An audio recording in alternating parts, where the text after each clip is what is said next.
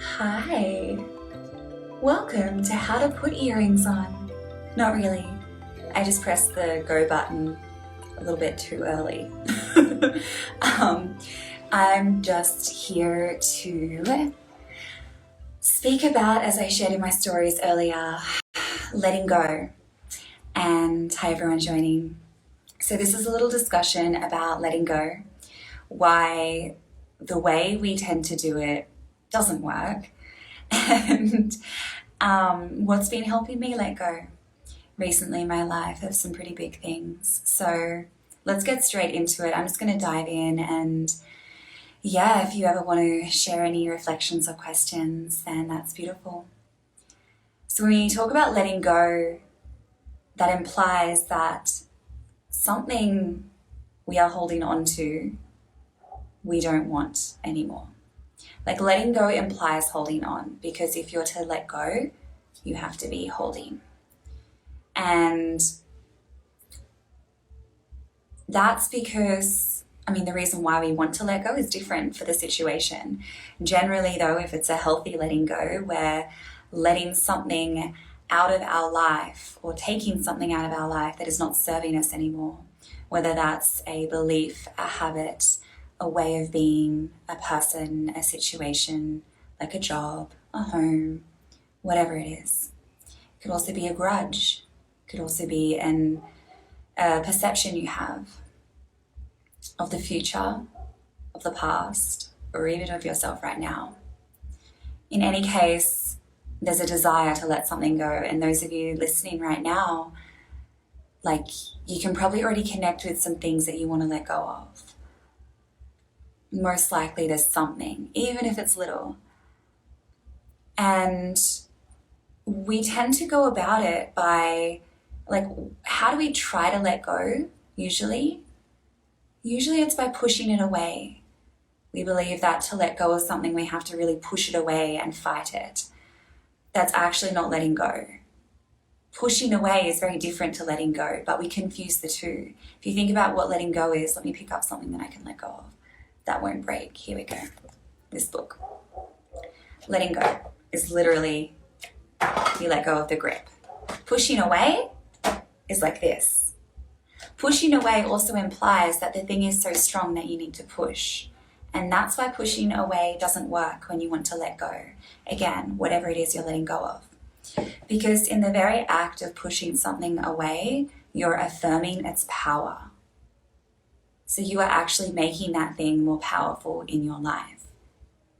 Even if you don't want it in your life anymore, you're going to keep experiencing the power of it over you, over your happiness, taking away from your peace, whatever it is. The more that you fight with something, the more that you affirm its power. That's really the definition of what you resist persists. But oftentimes we listen to phrases like that, and because of the fun rhyme, we don't really think about what it means in a practical sense. The practical sense is the more that we push, the more that we say to the thing that we're pushing, you are so strong, you are so powerful that I need to push you away. So then we're stuck. We want it out of our life. We want to let go of it. We're trying to push it away, and it stays there and sometimes seems to grow and becomes even harder. So what do we do if we don't push then? It's like you don't want this thing anymore. You just want it to go. But what else am I supposed to do? Here is a little tip that's maybe some unpopular opinion or an offering for you, is to actually accept it, to accept the thing, to validate even the thing. Very healing thing to do when you're trying to let go of something is validate why you picked it up in the first place. Because again, letting go of something implies that at one moment you picked it up. So that moment that you picked it up because it served you in some way. Maybe in a healthy way, and then later on you didn't need it anymore or became unhealthy. Or maybe you picked it up in an unhealthy way but there was still something that was being served. Maybe it gave you safety, certainty, a feeling of being loved, a feeling of being worthy. Maybe it gave you joy at the time. So this is my offering for you in the experience of letting go. Rather than try to resist and fight it, even if it's uncomfortable, even if you don't want it anymore, even if it's giving you pain right now, it will most likely, very most likely, and I can't speak to absolute truth here. I'm not going to pretend that I know that. I know my experience and I know what others have shared when we speak about this. But the more that you will push, the more that it will stay. And the more that you will suffer from it. So, how we can move through that is validate why you picked it up. Actually honor it. Like honor the experience of having picked the thing up. That relationship, that job, that thought pattern, that habit.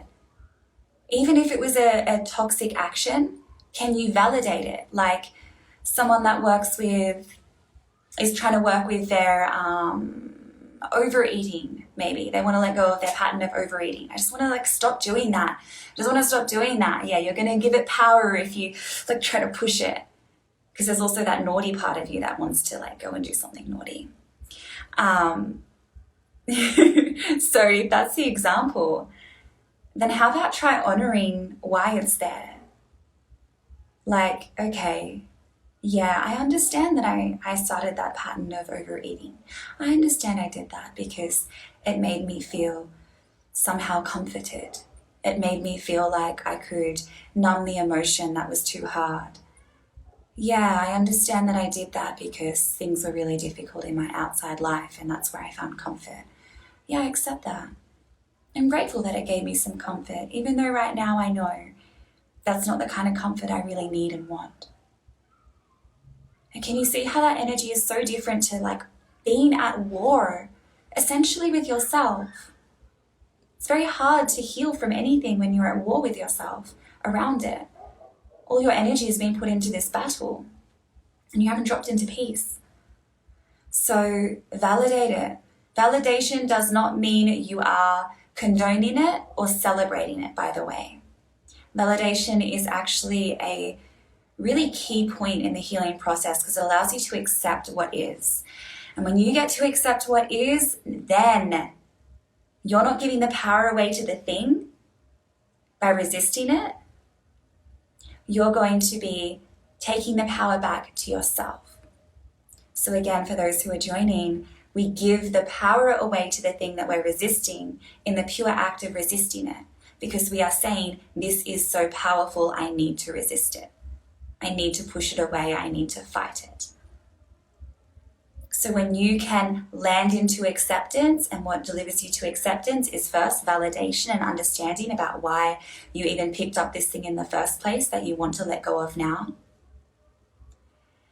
And then from that acceptance, then you can make choices, real empowered choices that help you move forward, not looking back and fighting that. So in my own experience recently, for those who have been following me a little while, I kind of had some destruction happen 3 months ago.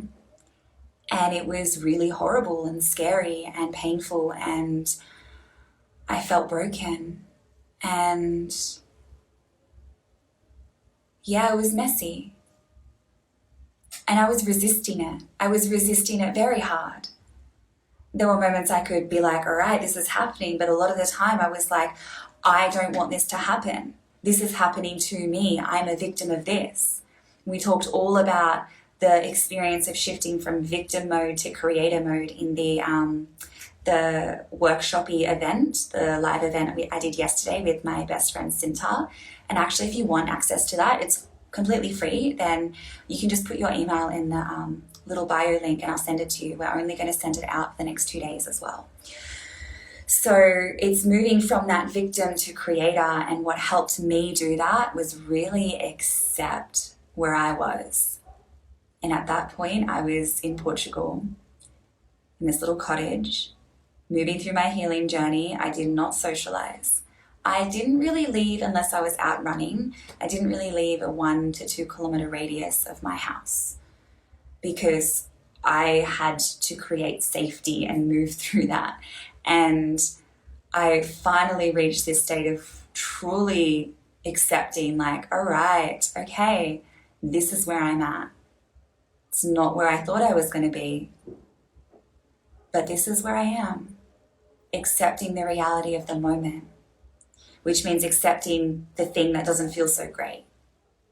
So whatever you're trying to let go of, whatever you have that you're carrying, you know what this is already as I'm speaking this. You're like, that thing, oh yeah, that. Can you drop some of the resistance and just accept the fact that that is happening?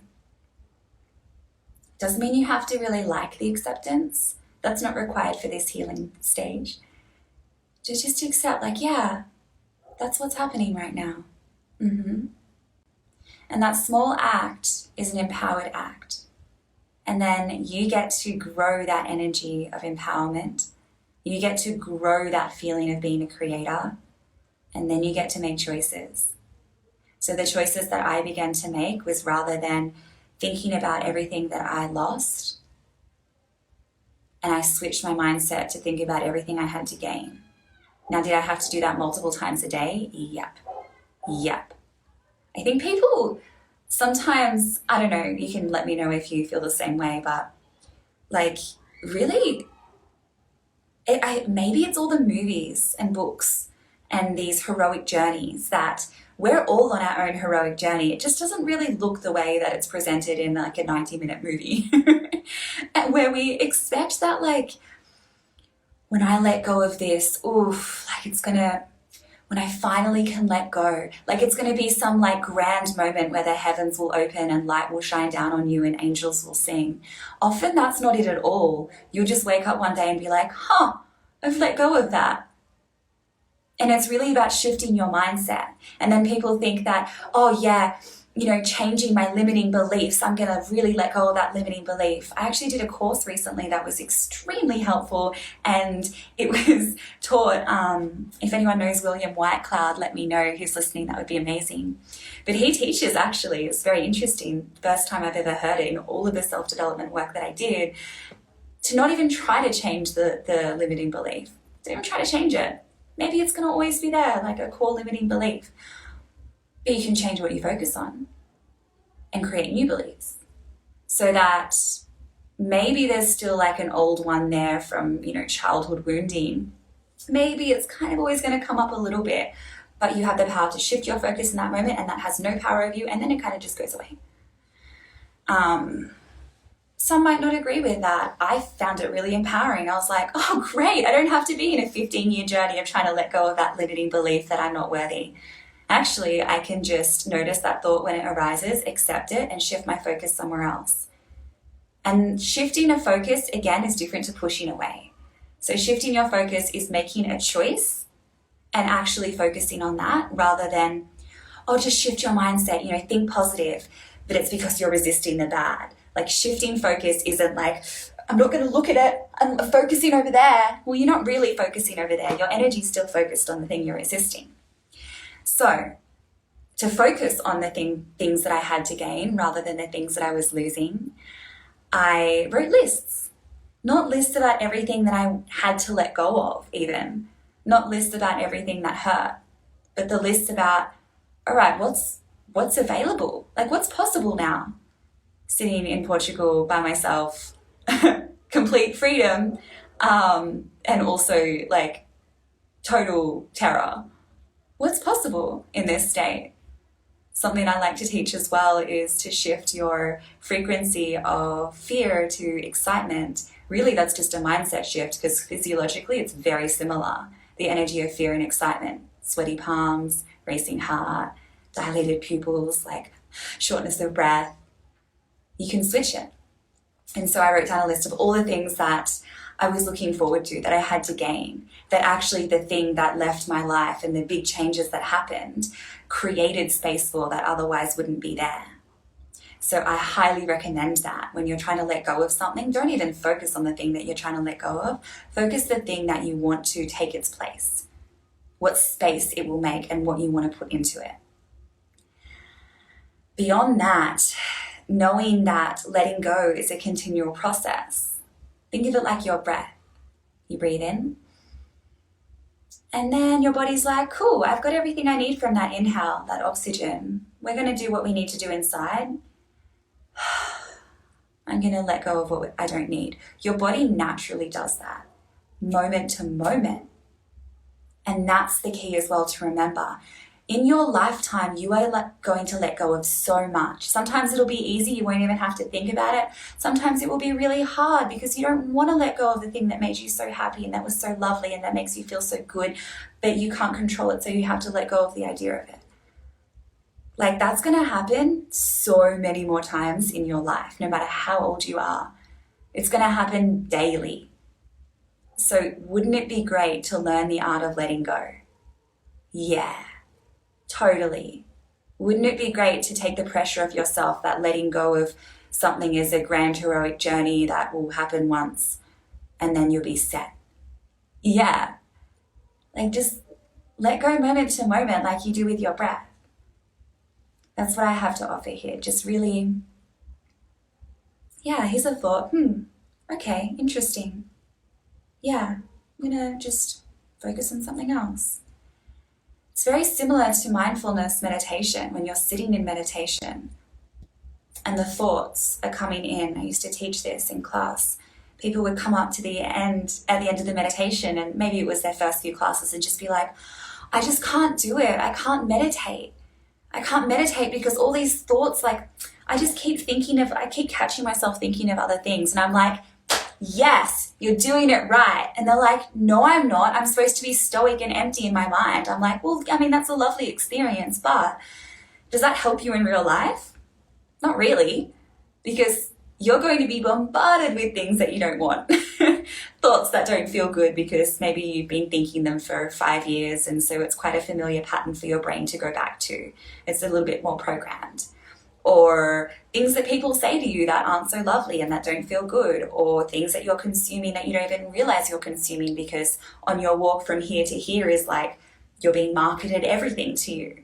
So developing the art of being able to shift focus and return to the present and let go of that realm and choose, that's going to help you in everyday life. So when people tell me that it's really hard and they keep catching themselves thinking, I'm like, that's brilliant, because you had awareness enough to catch yourself thinking and bring yourself back. And like the gym, you're flexing the muscle, you're building that muscle, that resilience, that will feel very easy eventually to notice something and to let it go. Not push it away, not fall into it and freak out about it, but to let it go. So rather than the thought coming in and then you going, there's a thought, it's so big, oh my God, oh, there's a thought, I should push it away. But then the thought's like, oh, no, I'm going to stay here, right? Have you ever had that in meditation where you're like, stop thinking, stop thinking? Even me saying stopping to think is still thinking, but I need to stop thinking. And like you spend the whole time doing that because you're wrestling with the thought. Instead, you can go, I was just thinking then. Okay, back to breath. Okay, yeah, I was thinking again. Whoop, here we go. Back to breath. Or whatever it is you're focusing on. So in that way, the thought, the sneaky thought that really wants attention, and it doesn't care how much attention or where the attention comes from, whether you're fighting it or falling into it and going off on those stories, the thought's just like, listen to me. You're not giving it attention. It's like, oh, well, this is boring. And then it goes. It flows one ear and out the other. That's the experience when you reach that point in meditation, to let it flow in and out. And when you develop that capacity, you can take that into real life. When you're standing in the middle of the shopping center and you get a horrible text and you're doing 10 different things at once and you need to focus, and whatever that example was going to be, but I kind of just, what's the saying? When you walk into a sentence and you don't know how to walk yourself back out, kind of like that. But the example really is in the chaos of life and the experience that you'll be picking up many, many things that eventually you want to let go of because they don't serve you anymore. You want to have that muscle developed of being able to notice, validate maybe why it was there, take some of the charge out of it, accept it, and then choose something else. Shift where your focus is. Shift what it is you have to gain. Shift what it is that you might need to do instead of that thing, instead of dwelling. So that's the experience that I wanted to share with you that has helped me so deeply to be able to let go of huge things, but also just daily releasing thoughts, actions, emotions, without trying to push them away, without getting lost in them, but simply just being in the peace of, like that meditation example, flowing in and then flowing out. I promise you there is so much peace in that. So this is the kind of stuff that I share in my work and in the upcoming Rebirth and Rise course, which starts in just a few days. If you want the experience of moving through whatever life transition you're in right now, if it's been thrown at you or if you're making a big change, to like harness that power of newness to connect with even more of your creation energy. And if that sounds really woo-woo, really it's like leverage the state you're in, whatever you're in, however scary it is, however much you want to resist it. Let yourself move through the letting go, the death, so that you can rebirth. And that's what this 5-week program is all about, rebirthing and rising to our magnificence. All of the details for that are in my profile, and you can always reach out to me as well. Thank you so much for tuning in, sending you so much love, and I'll be posting this replay as well if you only caught the end. Mwah. Bye.